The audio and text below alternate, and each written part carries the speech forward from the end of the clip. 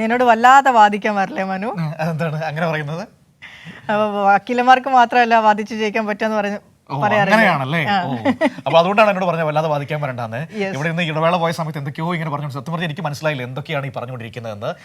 മനസ്സിലാക്കി തരാം, ഈ റിപ്പോർട്ട് കാണും. അപ്പോൾ ആ റിപ്പോർട്ട് ഒന്ന് പറയൂ, എന്താണെന്നുള്ളത്. അതായത് നിയമവിരുദ്ധമില്ലെങ്കിലും കേസുകൾ വാദിച്ചു ജയിക്കുന്ന ഒരു കോട്ടില്ല വക്കീലുണ്ട് കോതമംഗലത്ത്.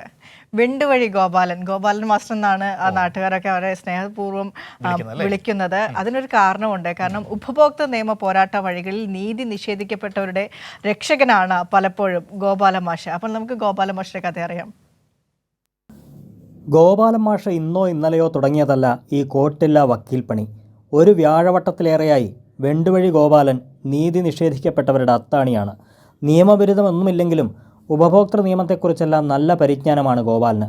വർഷങ്ങളുടെ കഠിന പരിശ്രമ ഫലമായി ആർജിച്ചെടുത്ത അറിവ് നീതി നിഷേധിക്കപ്പെട്ടവർക്ക് വേണ്ടി ഉപയോഗപ്പെടുത്തുകയാണ് ഗോപാലൻ. 13 വർഷം മുമ്പ് തനിക്കുണ്ടായ ഒരു നീതി നിഷേധത്തിനെതിരെ ഉപഭോക്തൃ കോടതിയിൽ സ്വയം വാദിച്ച് ജയിച്ചതിൽ നിന്ന് പ്രചോദനം ഉൾക്കൊണ്ടാണ് ഗോപാലൻ മാഷി ഈ രംഗത്തേക്ക് കടന്നു വന്നത്.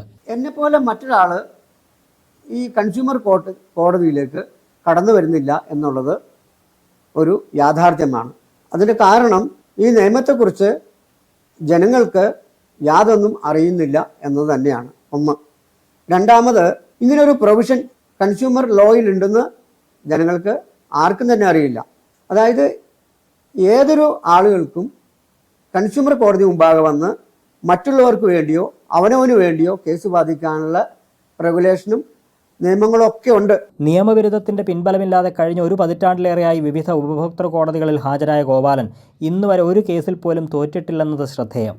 കർഷകർ, സാധാരണക്കാരായ ഉപഭോക്താക്കൾ, അശരണർ, ഇൻഷുറൻസ് ഉപഭോക്താക്കൾ എന്നിവരുടെയൊക്കെ പരാതികളാണ് ഏറെയും ഗോപാലൻ ഏറ്റെടുത്ത് നീതി ലഭ്യമാക്കിയത്.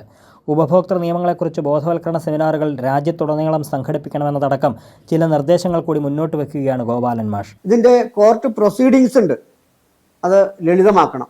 2, എൻഫോഴ്സ്മെൻറ്റ് മെക്കാനിസം കുറച്ചുകൂടി ബലപ്പെടുത്തേണ്ടതുണ്ടെന്നാണ് എനിക്ക് തോന്നിയിട്ടുള്ളത്. കേസിൻ്റെ ഈ നീട്ടിക്കൊണ്ടുപോകൽ അവസാനിപ്പിക്കുന്നതിന് തീർച്ചയായിട്ടും നടപടി എടുക്കണം.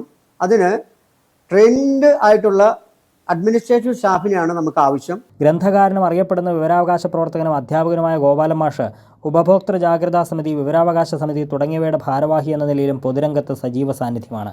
അഭിഭാഷകനല്ലാതിരുന്നിട്ടും ഉപഭോക്തൃ കോടതികളിൽ വാദിച്ചു ജയിക്കുന്ന ഗോപാലൻ വെണ്ടുവഴിയുടെ അസാധാരണ ജീവിതം നിയമവിദ്യാർത്ഥികൾക്കും വലിയ പ്രചോദനമായി മാറുകയാണ്. കൈരളി ന്യൂസ്, കൊച്ചി.